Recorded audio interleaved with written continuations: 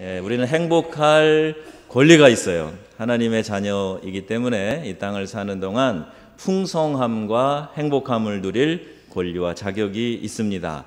우리의 행복을 빼앗으려는 원수에게 마음 뺏기면 안 되고요. 하나님이 주시는 행복을 내가 반드시 이 땅에서 누리며 살아가겠다 결단하시고, 오늘 우리 가운데 이 행복한 좋은 바이러스가 좀 많이 펼쳐져 나갈 수 있으면 참 좋겠습니다. 우리 오늘부터 이제 예수님 앞에 선 사람들이라는 그 타이틀을 가지고 성경에 나와 있는 이야기들을 중심으로 한번 생각을 해보려고 합니다. 사람들은 인생에 있어서 결정적인 기회를 적어도 3번 이상은 갖게 된다, 이렇게 이야기들을 합니다. 내 인생에 아주 중요한 기회를 3번 이상 만나게 되는데, 그런데 안타깝게도 그 기회를 잘 선용하는 사람이 의외로 많지 않다, 이렇게 평가를 하곤 합니다. 그리고 기회를 놓치고 후회하는 거죠.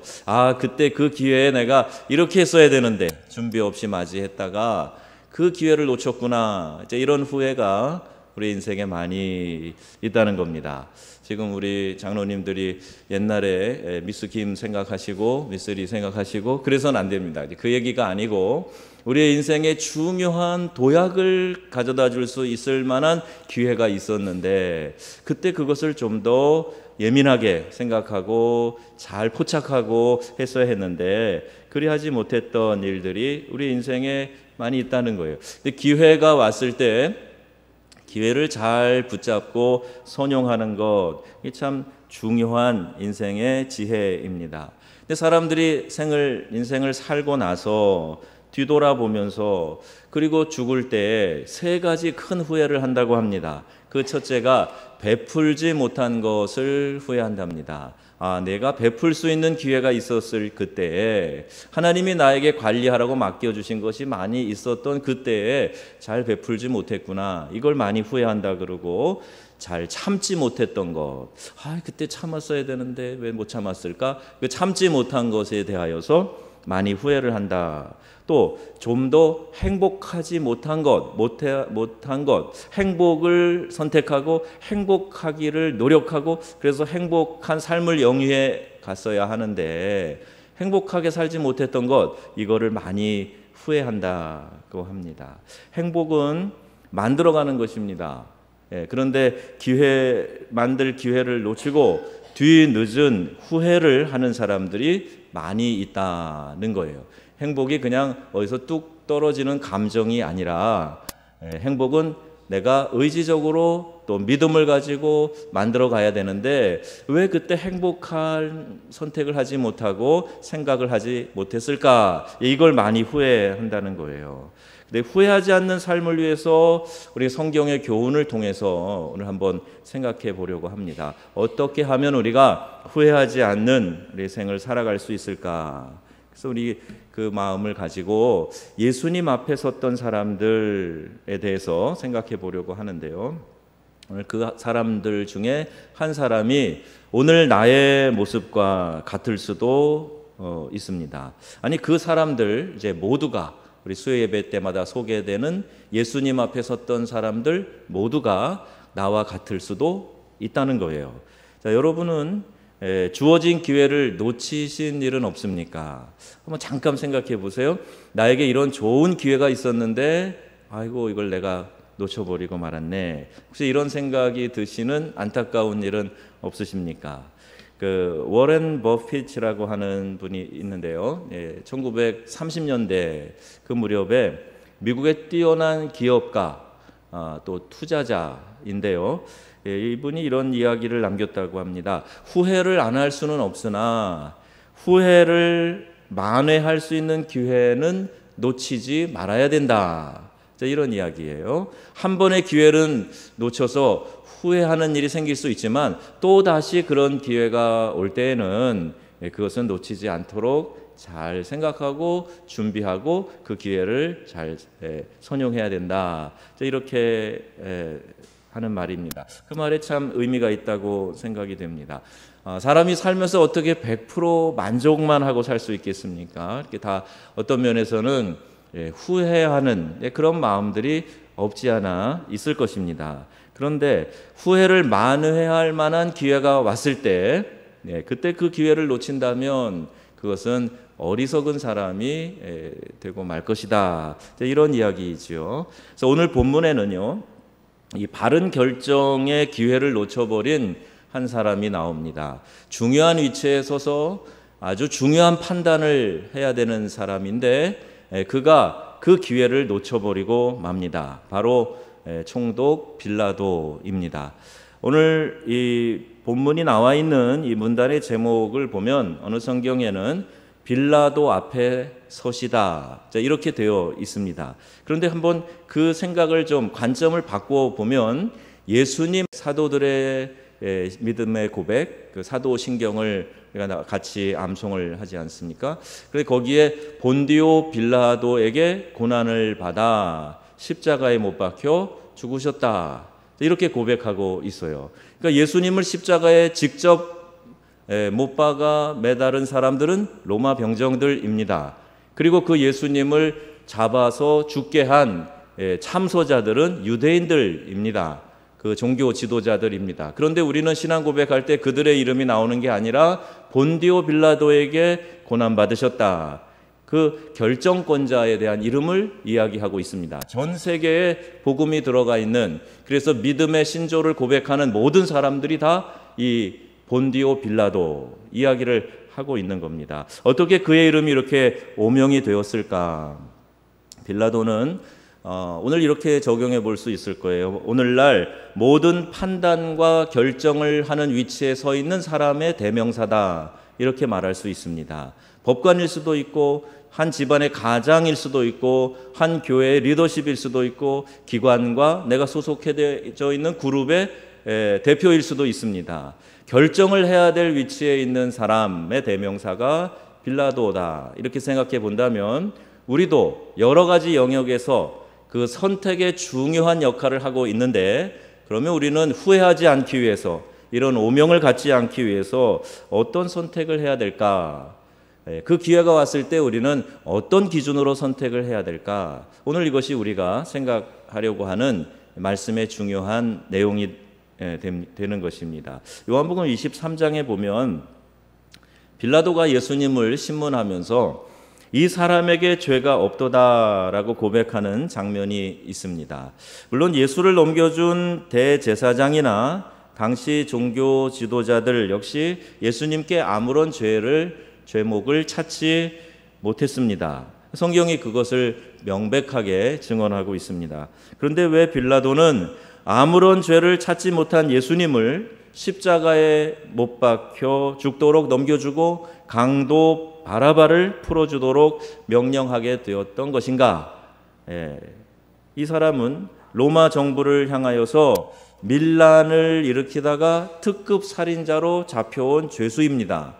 그런데 정말 어느 모로 봐도 죄인인 이 바라바를 내주고 그리고 죄 없는 예수를 십자가에 못 박게 하는 이 결정을 왜 빌라도가 해야만 했던가 하는 것이죠. 그 이유는 바른 판단을 해야 될 빌라도가 대중의 인기를 의식한 것입니다. 그러니까 빌라도가 무리에게 만족을 주고자 하여라고 성경이 기록하고 있어요. 사람들이 이제 들끓고 일어나서 큰 소리로 외칩니다. 군중 심리에 휘말려서 바라바를 내놔라. 죄인의 대표, 이 살인을 한 죄인, 반역자, 밀란을 일으킨 사람, 그 사람을 내주고 예수를 십자가에 못 박아라. 이렇게 외치는 무리의 그 고함 소리에 빌라도는 마음이 흔들렸던 겁니다. 그들이 또 다른 부정적인 그런 행위를 통해서 자신의 권자가 흔들릴 것에 대한 두려움을 가진 것도 있을 것입니다. 또 그들의 마음을 어떻게 하면 만족해 해줄까? 대중의 인기를 생각하면서 그들이 외치는 소리에 이 마음이 흔들리고 자기의 의지가 꺾였던 것입니다. 당시 예루살렘에는 유월절을 지키기 위해서 200만 명 이상의 인구가 모여들었습니다. 이 사람들이 대부분 대제사장과 유대 종교 지도자들이 지도자들의 사주를 받아서 예수를 십자가에 못 박으라고 소리치고 있었습니다. 잘못하다가 이 빌라도가 총독자리에서 쫓겨날 그런 위기에 처해 있었던 것입니다. 그래서 빌라도는 민심을 달래기 위해서 강도 바라바는 풀어주고 죄가 없으신 예수님을 십자가에 못 박는 그런 결정을 내리게 된 것입니다. 요한복음 19장 10절에 보니까 빌라도는 자기가 예수를 놓아줄 권한도 있었고 십자가에 못을 박을 권한도 있다 이렇게 했습니다. 그런데 왜 그 좋은 권한을 가지고 좋은 일에 쓰지 못하고 악한 결정을 하는데 쓰다가 예수를 죽이는데 앞장서게 된 것일까? 마태복음 27장에도 이 기사가 나옵니다. 근데 거기에 보면 이 총독이 재판석에 앉아 있을 때 그 아내가 사람을 보내서 저 옳은 사람은 아무 잘못도 하지 않았는데 그에게 상관도 하지 마옵소서 이렇게 남편에게 자기의 뜻을 정합니다. 지난 밤에 꿈에 이 일로 내가 많이 애를 태웠다 이렇게 전가를 보내요.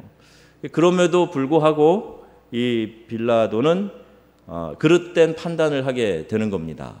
예나 지금이나 아내 말을 잘 들어야 특별히 이런 중요한 순간에서는 아내의 조언이 참 명약이 될 때가 많이 있는데 그렇게 급히 전가를 넣었음에도 불구하고 빌라도는 아내 말 안 들어서 망한 대표적인 사람이 되었습니다. 1년 후에 총독 자리에서 쫓겨나고 나중에는 미치광이가 되어서 비명 행사했다. 역사는 그렇게 기록하고 있습니다. 여러분 어떤 신분과 권한이 주어지든지 선한 일을 위해서 권한을 사용해야 됩니다.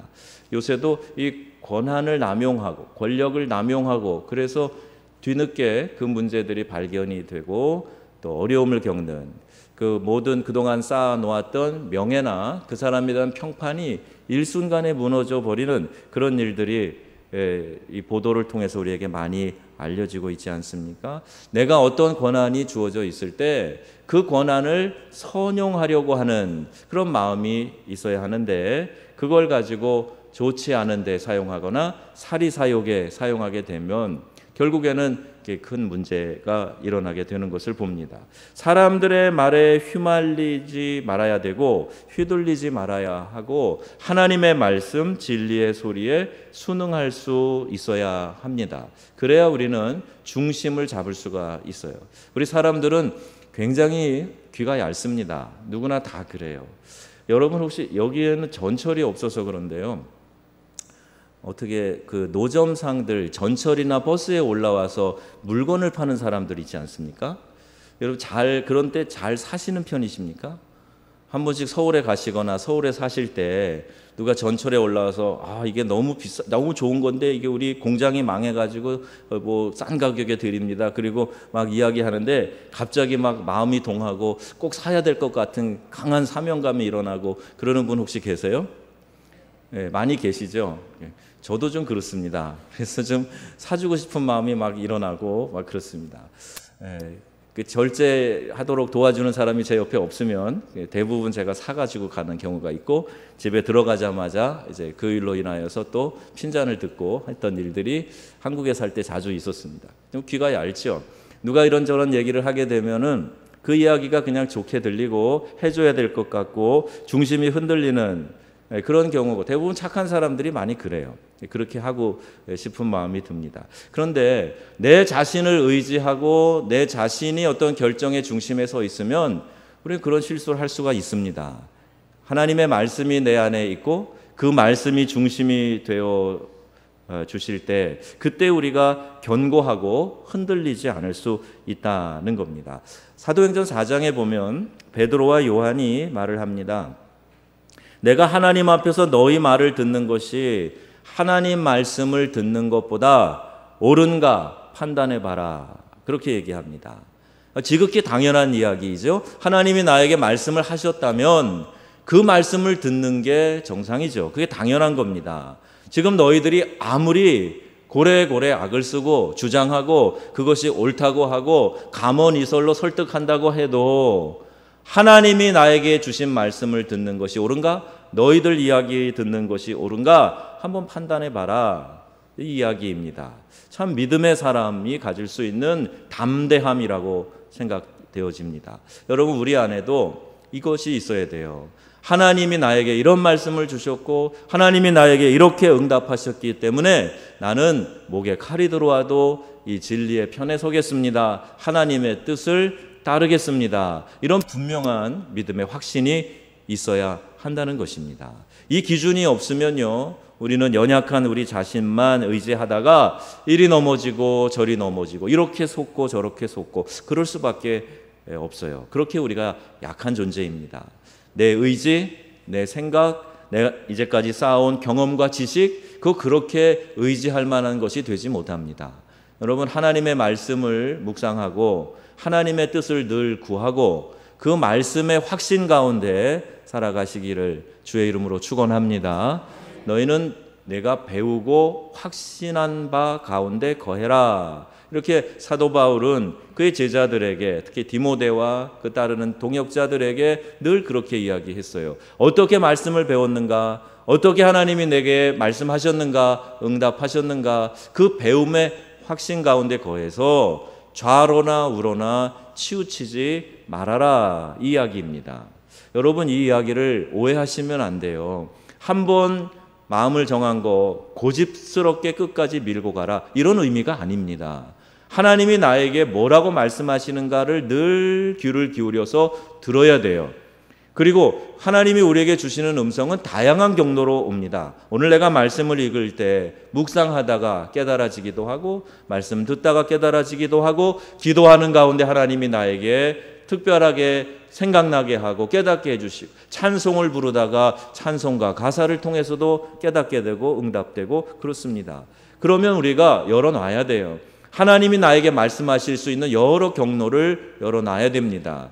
내 믿음의 멘토에게 들을 수도 있습니다. 그리고 내가 누군가에게 상담을 해주다가 하나님의 뜻을 발견할 수도 있어요. 아, 이것이구나 확신이 있을 때까지는 여러 가지 다양한 경로를 통해서 유연한 그런 자세를 가져야 됩니다. 어떤 분은 기도도 해보지 아니하고 그냥 마음에 들어오는 생각대로 결정을 해버려요. 그리고 나서 이것을 누가 감히 꺾으랴, 내 생각인데 내 주장인데, 그리고 조금도 타협하지 않고 조금도 물러나지 않으려고 하는 것, 이건 믿음의 자세가 아닙니다. 하나님이 말씀하신 것 아니면 얼마든지 주관적인 것일 수 있으니 변화가 가능하다. 우리 지난 주일날도 들은 말씀처럼 그 변화를 가능성을 생각하고 열어놓고 말씀이 내게 정확하게 임할 때까지 그 말씀에 귀를 기울이는 것이 필요해요. 그리고 나서 하나님의 말씀이 내게 임하였을 때에는 다른 어떤 회유나 타협에도 흔들리지 않는 분명한 결단이 있어야 됩니다. 조그마한 손해가 생길까 봐 하나님이 내게 주신 말씀도 쉽게 내버리는 것, 이것도 역시 믿음의 사람이 갖지 말아야 될 태도입니다. 골로새서 3장 22절에도 종들아 모든 일에 육신의 상전들에게 순종하되 사람을 기쁘게 하는 자와 같이 눈 가림만 하지 말고 오직 주를 두려워하여 성실한 마음으로 하라 그랬습니다. 이 시대를 바꾸는 것은요, 나가서 소리친다고 바뀌어지지 않습니다. 이제 뭐 촛불의 힘으로 새로운 정부가 탄생했다, 계속 기회 있을 때마다 촛불 국민의 뜻 그러는데요, 이것도 역시 보여지는 환상에 그칠 수 있어요. 정말 중심이 어디에 있는가 하는 것을 우리가 생각하면서 하나님 앞에서 내가 지금 서 있는 사람이다, 이 의식을 가지고 우리의 삶을 살아가는 것이 제일 정직하고 가장 힘이 있는 것입니다. 군중 심리에 이렇게 막 휩쓸려가지고 하는 거, 이게 그렇게 중요하지 않아요. 그 가운데는 여러 다른 목적으로 그냥 군중 심리에 휩싸인 사람들, 특별한 의식 없는 사람들도 많이 있거든요. 그것을 마치 하나된 하나의 의견으로 생각하는 것도 오류가 있을 수 있어요. 그래서 우리는 항상 하나님 앞에서 내가 하나님을 기쁘시게 해드리고 그의 그 어미하신 그분의 목전 앞에서 내가 살아가고 있습니다, 이 고백이 우리에게 가장 중요한 고백이고 이 시대를 바꿀 수 있는 능력이 바로 거기에 있다는 겁니다. 여러분, 큰 소리를 내는 것보다 내가 하나님 앞에서 지금 행하고 있습니다라는 고백을 가지고 작은 일 하나하나 성실하게 하는 것, 그게 더 큰 힘이 있는 거예요. 그러니까 에브라함 링컨에 대한 여러 가지 좋은 도전이 될 만한 이야기들을 책에서 많이 듣게 됩니다. 보게 되는데, 그가 항상 하나님 앞에서 가졌던 마음은 정직한 것이었어요. 하나님이 나를 지금 바라보고 계신다 하는 겁니다. 작은 마을의 그 우체국 같은 데서 일을 할 때에도 조금만 몇 센트 가지라도 정확하게 내가 하나님 앞에서 세물하겠습니다 하는 그 마음, 이런 것들이 쌓이고 쌓일 때 그리스도인들이 이 세상에서 빛이 되고 소금이 되는 것입니다. 우리의 삶 가운데 나는 지금 하나님 앞에 있습니다 하는 자세로 일을 해야 되지, 사람들 앞에서 눈가림만 하는 이런 것은 하나님도 기뻐하시지 않는 마음이라는 거예요. 오늘 저와 여러분이 하나님의 기준에 맞는 삶을 살기 위해서 그분 앞에서 성실하게 행하는 것들이 있어진다면 우리가 속해 있는 사회가 조금씩 달라지게 될 겁니다. 그리고 믿는 성도들은 역시 다르구나 하는 의식이 다시 한번 사람들 마음 가운데 퍼져나가게 될 것입니다. 데살로니가전서 2장 4절 말씀합니다. 오직 하나님께 옳게 여기심을 입어 복음을 위탁받았으니 우리가 이와 같이 말함은 사람을 기쁘게 하려 함이 아니요 오직 우리 마음을 감찰하시는 하나님을 기쁘시게 하려 함이라. 우리의 마음을 감찰하신다 그랬어요. 하나님이 우리의 마음을 들여다보시고 살펴보신다 하는 겁니다. 우리가 이 오염된 사회에서 살아가고 있어요. 원튼 원치 않든 여러 가지 일들에 대해서 유혹을 받고 도전을 받고 또 우리의 가치가 혼란스러울 때가 분명히 있을 겁니다. 그럴 때마다 우리는 우리의 믿음의 기준, 사고의 기준을 다시 한번 말씀 앞으로 끌고 와야 돼요.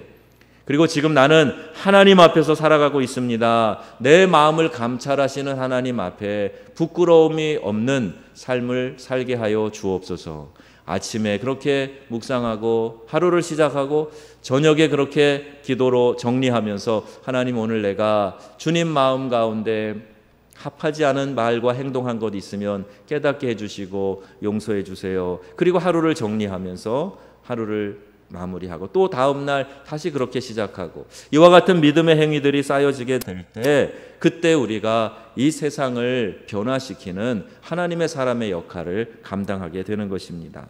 여러분, 하나님의 시선이 우리의 마음을 감찰하신다는 것을 기억하시고 하나님을 기쁘시게 해드리는 일에 최선을 다하시고 그분 앞에서 살아가시는 저와 여러분 되기를 바랍니다. 지금은 손해가 나고 창피를 당하는 일이 있어도 우리의 양심의 소리를 들어야 돼요. 우리의 양심도 하나님이 우리에게 주신 계시 가운데 하나입니다. 자연 계시 가운데 하나예요. 그래서 우리의 마음 가운데 우리의 양심에서 나오는 소리를 들으면서 하나님이 이 일에 기뻐하시지 않고 근심하시는구나. 내 안에 계시는 성령님이 기뻐하시지 않고 근심하시는구나. 이걸 느낄 수 있어야 됩니다.